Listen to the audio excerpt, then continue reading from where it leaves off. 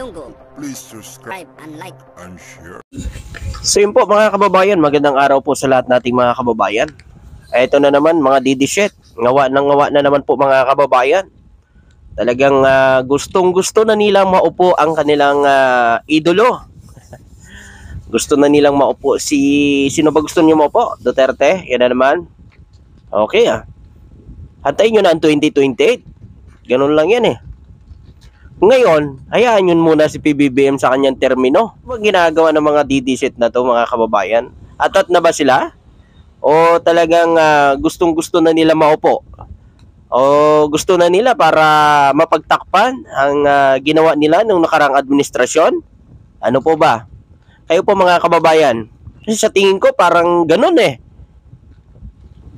Kasi mga kababayan, si Pangulong Duterte, bakit siya kasi nakikialam? Tapos na yung termino niya. Dapat nagpapahinga at nag-enjoy na lang siya. Hindi na naninira pa siya. Gusto niyang pababain si PBBM. Kinukontra nila yung administrasyon. Bakit ba? Hindi, wala naman pong ginagawa si PBBM sa kanila. Si PBBM po, nagtatrabaho. May narinig po ba tayo na salita na paninira sa mga Duterte kay PBBM? Di ba wala po? May narinig po ba kayo? Mga kababayan natin dyan? May narinig po ba kayo na salita kay PBBM na patatalsikin si Vice President Sara Duterte? Di ba wala po mga kababayan? O bakit po ang mga Duterte supporters ay gustong-gusto po nila na pababain si PBBM? Kasi yung mga loyalista po mga kababayan, hindi po sana yan naglabasan kung yan po, yung ginagawa nilang pagrarally na yan ay nasa tama, yung rally na pre-rally na sinasabi nila, pero hindi. Ang ginagawa nila, paninira, patalsikin si PBBM, pababain na yan, adik yan. Yung mga kababayan, wala naman na-prove na adik niya si PBBM. Tapos ito na naman, meron na naman panawagan si Harry Roque, 'di ba? Tingnan niyo po mga kababayan. Si Harry Roque may panawagan na naman. Si Tambol. Tambol ba 'to? Tambol? Mukhang tambol Tinanong mo kasi yung tiyan Ang laki. Tingnan niyo po mga kababayan. Tingnan niyo si Harry Roque at si PBBM. Mukhang adik Mukhang adik na si Harry Roque kay PBBM. Tingnan yung mata. Parang lalabas Mukhang adik ata to si Harry Roque kaysa kay PBBM Tapos nakukusahan niya si PBBM na magpa-drug test. Bakit? 'Di ba sinabi mo nga dati kay Pangulong Duterte nung nananawagan ang mga kababayan ng mga pink lawan nung siya po ay presidente na magpa-drug test si Duterte. Ano ba sabi mo? Harry Roque, wala karapatan diktahan ang ating mahal na Pangulo para magpa-drug test. Walang sino man, 'di ba? Sabi mo 'yan. Ngayon, ikaw mismo, nagsalita na ng ganyan. Sabihan mo ngayon ng ating mahal na Pangulo na magpa-drug test. Wow, ang lupit mo Bakit? Nung nakarang administrasyon, dahil ikaw ang spokesperson, ngayon na wala ka na sa gobyerno, ay hindi ka talaga pinaupo sa gobyerno dahil sa ugali mo. Ngayon, nagsalita ka na ng ganyan. Gusto mo na ipa-drug test si PBBM. Para paniwalain yung mga tao na adik si PBBM. Diba? Si PBBM po nagpa-drug test. Ikaw ba nagpa-drug test ka na, Harry Roque? Nagpa-drug test ka na ba? Si PBBM po nagpa-drug test bago siya po tumakbo bilang presidente mga kababayan. Si Harry Roque nagpa-drug test ka na ba? Diba? Wala pa. Nagpa-drug test ka na. Kasi baka mamaya ikaw pa yung adik. Yung po mga kababayan, kasi ito po, ito sa mga paninira po nila ay isa ito sa mga part na gusto nilang patalsikin talaga si BBM.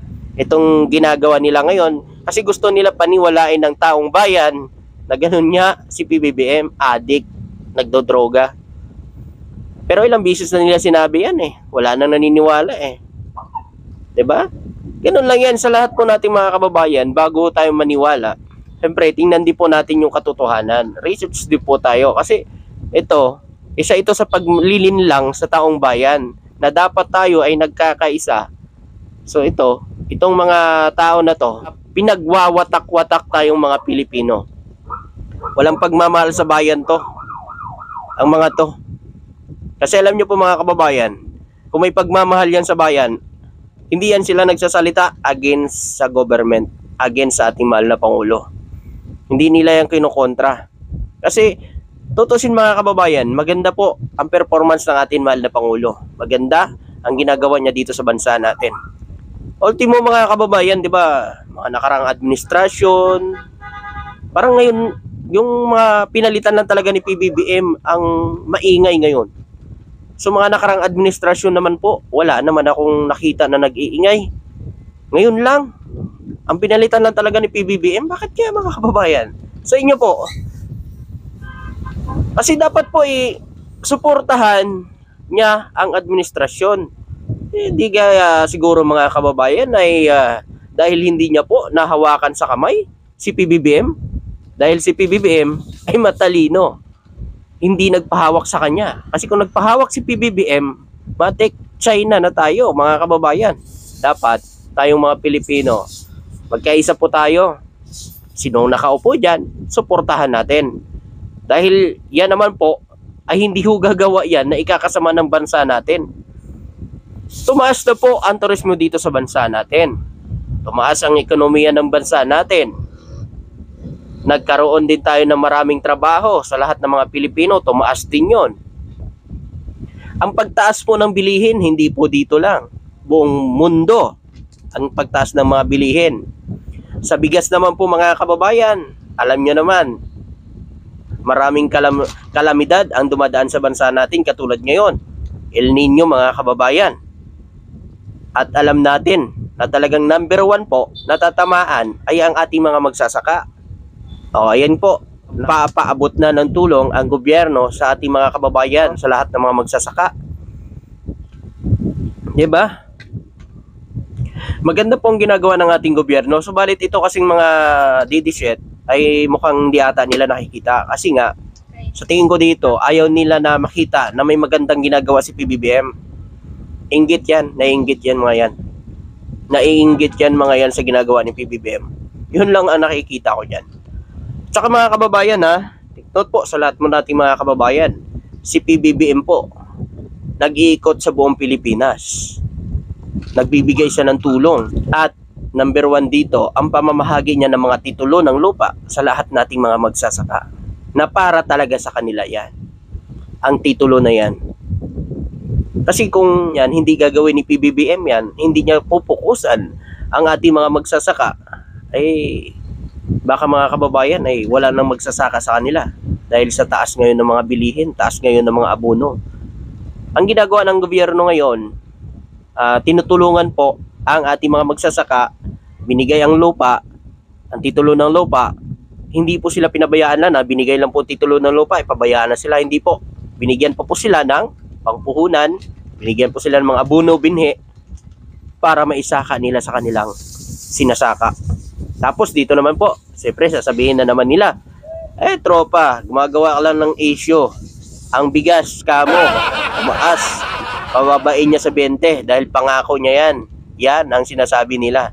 Pero, dapat isipin din po natin mga kababayan, kung ipapatupad pa ni PBBM ang 20 pesos na bigas, sa tingin nyo po ba, may magsasaka pa po ba na magsasaka ng kanilang mga sinasaka?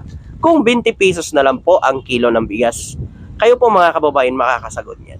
Kasi sa akin po, wala na pong sasaka niyan mga kababayan, wala pong magsasaka ang magsugal dyan, magtanim ng kanilang mga palay dahil sa mura ngayon ng bigas. Kasi mga kababayan, yung mangyayari dyan, kung sakali na ipatupad po ang 20 pesos na bigas, sa tingin nyo po ba, kaya na magsasaka? Ano yun? Magsasaka ka lang. Wala kang tutubuin. Ganoon na lang yun. Mahal ngayon ng abono mga kababayan. Yan dapat po, isipin din po natin mga kababayan ng ating mga magsasaka. Hinahangad ng Pangulong Ferdinand Marcos Jr. ang patuloy na government-private partnership para mapalakas ang turismo dito sa bansa. Yan. Diba? Napakagaling. Kanya naman dapat mga kababayan. Isa sa mga ano talaga yan ni Pangulong BBM. Kasi kapag ka maraming turismo ang pumasok dito sa bansa, kikita ang Pilipinas. Kikita ang Pilipinas, magkakaroon pa ng maraming trabaho ang mga Pilipino. Kapag ka maraming turismo dito sa bansa ang pumapasok. So ganyan dapat po mga kababayan. Napakatalino ni PBBM, di ba? O ayaw nila yan kasi sinasabi nila puro lakad naman daw si PBBM. Yan ang sinasabi nila. Pero hindi nila alam, bawat lakad ni PBBM ay may bunga. May nadadalang mga investment dito sa bansa natin. Bakit ayaw nila ng ganyan? Kasi hindi nila nagawa dati yan. Dahil si PBBM lang nakagawa niyan. Dahil matalino talaga siya pagdating sa mga ganyan. Yun nga lang kasi, itong mga kababayan natin na iba, ewan ko ba talaga kung ano ba talaga ang gusto nila. Ayaw nila ng pagbabago sa bansa natin. Tingnan nyo nga nangyayari ngayon sa West Philippine Sea.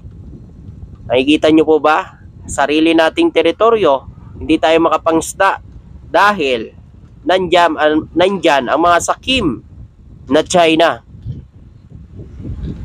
na ngayon ninanais pang tumayo ng sarili lang artificial na isla dyan sa ating mga teritoryo dyan sa West Philippine Sea. Tapos nabaliktad na naman ni China, nagpapalabas na naman ng maling impormasyon para masira ang government ni PBBM at mapatalsik ito. Nililigaw ang taong bayan. Naglabas sila ng na meron daw agreement si PBBM sa China na wala naman talaga. Kung meron man talagang agreement, yun si dating Pangulong Duterte at si Xi Jinping. Sila ang may kasunduan nun, hindi ang ngayong administrasyon. So, isang strategy nila yan, mga kababayan, na pinalabas ng China para siyempre sirain si PBBM sa taong bayan. Paniwalain ang taong bayan na si PBBM ang nakipag-agreement sa China. Ngayon, mga kababayan, pag naniwala ho tayo sa sinasabi ng China, siyempre mga kababayan, isisigaw nyo ngayon, patalsikin si PBBM dahil yan ang nakipagsundo sa China, kahit hindi naman. Dahil kung makikita ho natin mga kababayan, yan ay isang strategy ng China. Pag napatalsik si PBBM, matik mga kababayan, sino ba ang Vice President natin? Sino ang Vice President natin? Oh, edi, go na, malaya na ang China. Pasok ulit, China! O, di ba mga kababayan? Ganun lang kadali. Kaya ganun ang ginawa ng China. Siniraan nila si PBBM dito sa taong bayan para po malihis ang landas ng mga kababayan natin. Subalit, hindi po yan nangyari. Kasi siyempre po mga kababayan tayo, mga Pilipino, matatalino tayo eh. Bakit tayo maniniwala sa sinasabi ng mga dayuhan na yan? Bakit tayo maniniwala dyan mga kababayan? Dahil alam natin na yan ay palabas lang nila para siraan ang gobyerno natin. At mahalin natin yung bansa natin. Huwag tayo maniniwala dyan sa mga sinasabi nila na paninira sa atin mahal na Pangulo, na gawa-gawa lang nila yan. Ba't tayo maniniwala sa ibang bansa? Ba't hindi tayo maniniwala sa sarili nating bansa? Ganon dapat mga kababayan. O welcome na sa mga pro-China dyan. Yan ang sumisira sa bansa natin. So ayun po mga kababayan, ikaw, ano masasabi mo at makukomento mo? Siyempre hanggang dito na lang. Maraming salamat at magandang araw po.